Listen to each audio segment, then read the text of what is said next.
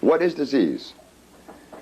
We want to know what is disease, because if we do not know the causes of disease, then it would be impossible for us to zero in on a meaningful cure or any cure at all. What is disease? The doctors never told us, but we kept going back to him. Now the question is asked to the Usha Institute. The question should have been answered by the anthropologists and the archaeologists.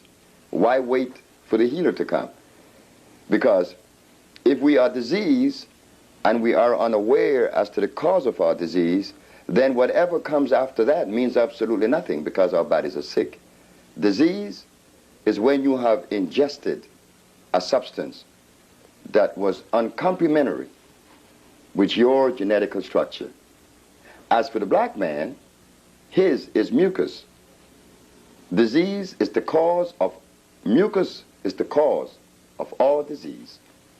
This was the question posed to me in court, that why were we making these claims and why were we so successful, and what was going on? Is that disease was never identified to us. If it was identified, then the question would not be asked now, and then we all of us that are sick would be enjoying health. Well, disease is the accumulation of mucus, breaking down the mucous membrane, and that mucus covering groups of cells in your body. Like, for instance, we have the mucous membrane in the body to protect us from the onslaught of aerobic bacteria, as they are called. But this mucous membrane is for protection.